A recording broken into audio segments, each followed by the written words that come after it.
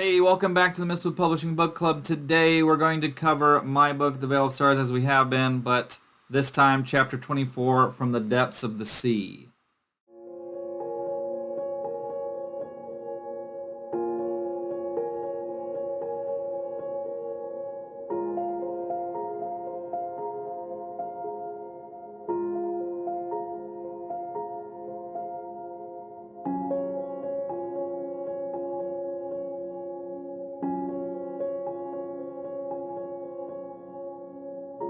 Where we pick up here is right where the previous chapter left off.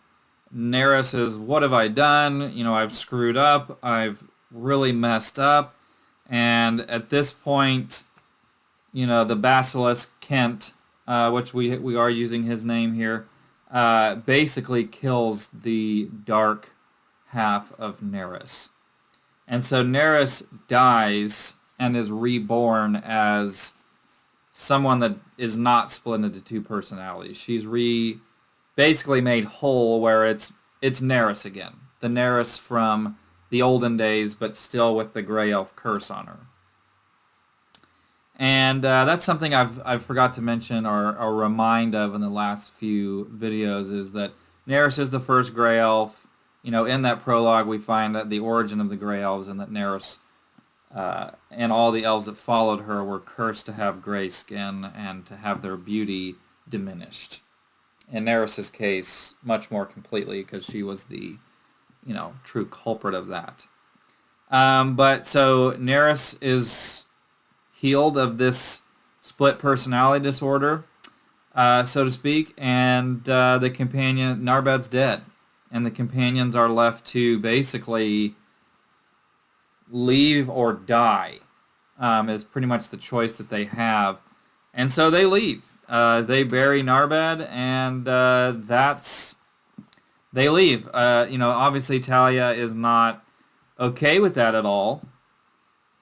But in the next section, we are blessed to see the funeral and kind of get a little bit of Talia's perspective. And then in the next section, the companions have left off to go and finish their quest, because, they've lost Eileen, they've lost Narbad, but the mission must go on. So they leave, much to Talia's dismay. And we are left with Neris and Kent, who are much less resigned to accept the fate of Narbad, this man, this orc that had shown her so much grace and had really been the one that saved her, because Narbad is a very important figure in the history. He's not the chosen one, but he is the gatherer, and the one who will pave the way. He's kind of like John the Baptist, or Moses, or that sort of figure in the Bible, where he's a big deal, but he's not like the main,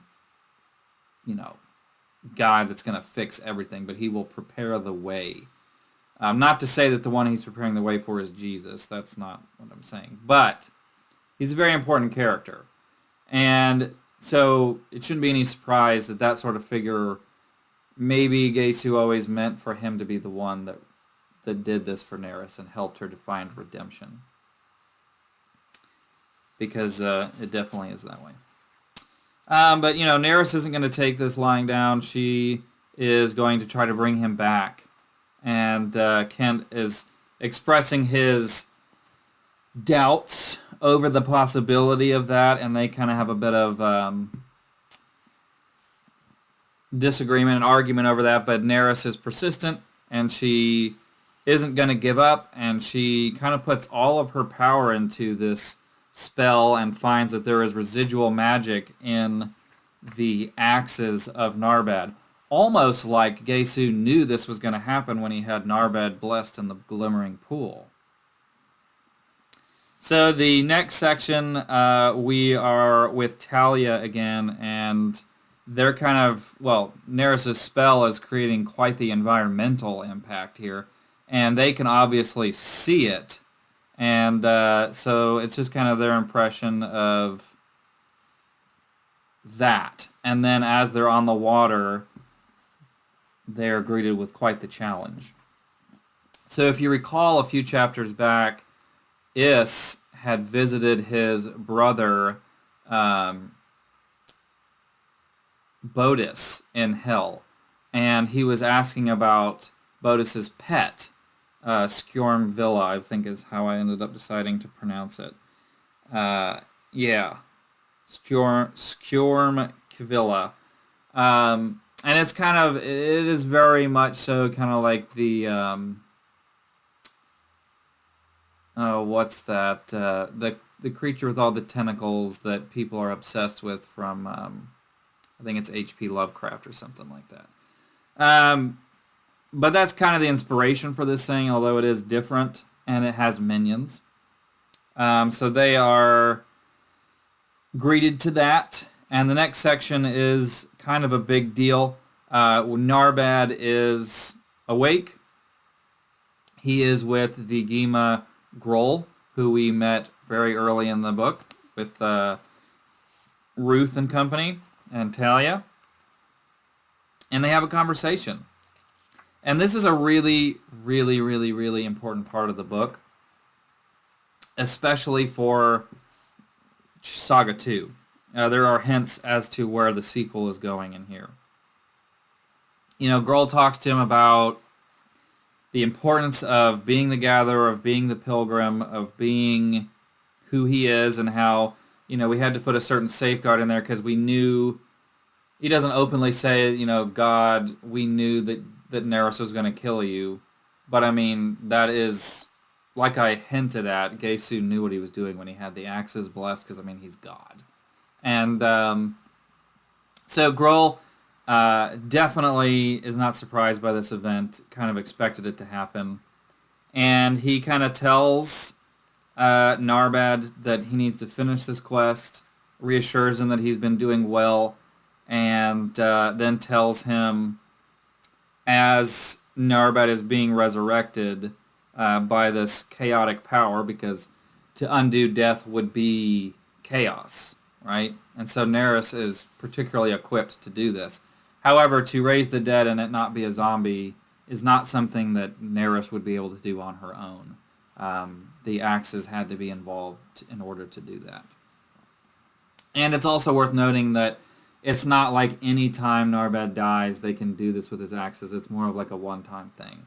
Because death can't be too easily escaped in a book. And Groll, I want to read something he says. You know, Narbad says, "It hurts," as he's being brought back. "I'm sure it does," the Gema stated calmly. An infinitesimal grin appeared on his otherwise stoic face. "Find the weapons of the 3 judges. This is your next task, Gatherer. The Farrar will need new soldiers to wield the Forlos. I can't remember how I decided to pronounce it. Forlos is usually how I say it. And awaken the resting power within. Seek out the Warlock Knight of Order, Meldalons, and Verdurn. He will need you, and Zion will need him." Zion is the name of the planet, if you will. And I think that might be the first time that I use that terminology here. But that last paragraph there is kind of setting the plot for the next book. So, I mean, if you're curious about the next book, there is a little pretty good hint as to what it is about. At least most of it. There's 2 other storylines, but most of Narbad's story takes about that. And the next section, Narbad is resurrected. He's alive, and Neris is quite impressed with herself. And, you know, they're kind of just like in shock for the rest of the scene, and then like, we're going to go kill a god. Neris doesn't need armor, but she does because, I mean, she's kind of a cool character. Why not give her cool armor? And I also just think that the visual created there is a cool visual, and the white flowers and the black metal and the red cape and everything. It's just the red electricity. It's a cool visual. So they're like, to war, let's go do this thing. And then we are introduced, or go back to Talia and our regular companions, and seeing that they are poorly, sorely pressed. And they are in a bad state fighting these disgusting creatures which are kind of inspired by mind flayers, but they kind of felt like they've kind of fit the monster, you know. So these are just monsters. They're not sentient creatures. They're not like it's their own race. They're basically extensions of the main monster. It's not like they're Lifts or Wendigos or Orcs or something. They're just a hive mind thing, if you will, for Skjornvilla. And Narbad shows up and kind of saves their butts. And then Kent and Nerys are used to kill off this ancient demon that is the size of like a really, I mean, a skyscraper basically is the size of this thing. And maybe not like the Empire State Building, but it's a big thing, right? And Kent kills him because Kent is a basilisk. And maybe that's all by, you know, God, you know, I'm a Christian. I believe God has a plan for our world, for things to get better. And